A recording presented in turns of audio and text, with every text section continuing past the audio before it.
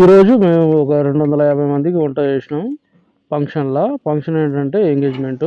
ఒక 35 కేజీల మటను, 30 కేజీల చికెను, ఒక 5 కేజీల బోటి, ఒక 35 కేజీల రైస్, ఒక 8 బ్రెడ్లతోని డబల్ కా మిఠా స్వీట్ చేసినాం. పప్పు, సాంబారు, బగారా రైస్ 35 కేజీలు, 10 కేజీలు వైట్ రైస్, మొత్తం కలిపి 250 మందికి చేసినాం. నేను మాస్టరు, నా చేతి కింద పని చేయడానికి ముగ్గురు తీసుకుపోయినా, మొత్తం కలిపి నలుగురం కలిసి చేసినాం. ఈరోజు నేను చెప్పబోయే విషయం ఏంటంటే, నేను వంటలు ఎలా నేర్చుకున్నా అనేది చెప్పాలనుకున్నా.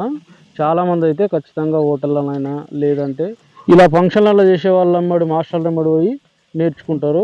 కాకపోతే నేనైతే ఫంక్షన్లలో పోయే మాస్టర్ వెంబడి పోయి నేర్చుకోలేదు, హోటళ్ళలో చేసి నేర్చుకోలేదు. అసలు నేను హోటళ్ళలో చేయలేదు. ఫంక్షన్లలో చేసే మాస్టర్ల వెంబడి పోకుండా, అసలు హోటల్లో కూడా చేయకుండా నేను వంటలు ఎలా చేయడం నేర్చుకున్నా, ఇంత పెద్ద వంటలు చేయడం ఎలా నేర్చుకున్నా అనేది చెప్పడానికి వీడియో చేస్తున్నా. ఈ వీడియోలో అయితే నేను వంటలు అయితే ఇవి కరెక్ట్ చూపెట్టలేదు. లాస్ట్లో వంటలు ఏమేమి చేసినా ఎలా వచ్చినాయి అనేది అయితే చూపిస్తా.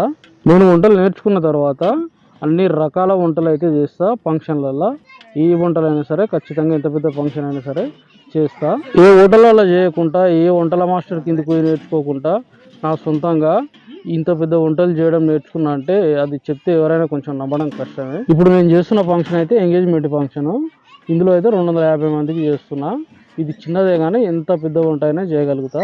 నేను ఫస్ట్ హైదరాబాద్ పోయిన కొత్తలా ఒక 6 నెలల పాటు నేను ఇంటికానే ఉండాల్సిన పరిస్థితి, బయటికి వెళ్ళాల్సిన పరిస్థితి లేకుండే.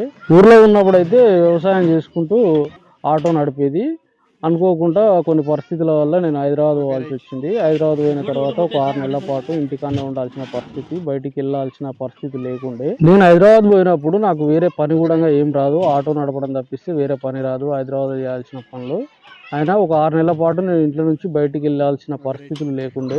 అప్పుడు ఏం పని చేయాలని అర్థం కాక వంటలకు సంబంధించిన బుక్స్లు మాకు పోటీలో దొరికినాయి.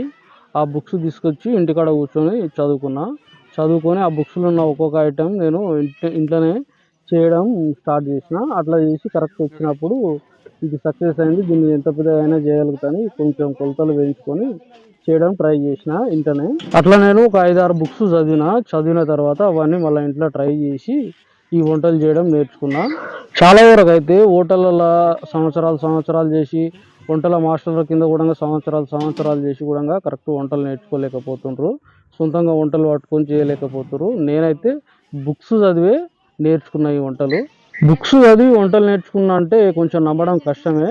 నేను ఏ బుక్స్ చదివి వంటలు నేర్చుకున్నా, అసలు 6 నెలల పాటు ఎక్కడ పని చేయకుండా ఇంటికాడ ఉండాల్సిన పరిస్థితి ఎందుకు వచ్చిందో, నేను ఏ బుక్స్ చదివి వంటలు నేర్చుకున్నానో, నేను వంటలు నేర్చుకున్న బుక్స్ ఆ పరిస్థితి ఎందుకు వచ్చింది అనేది నేను తర్వాత వీడియోలో వివరంగా చూపిస్తా. ఈ వీడియో నచ్చితే వీడియోకి ఒక లైక్ కొట్టి మన ఛానల్ని అయితే సబ్స్క్రైబ్ చేసుకోండి.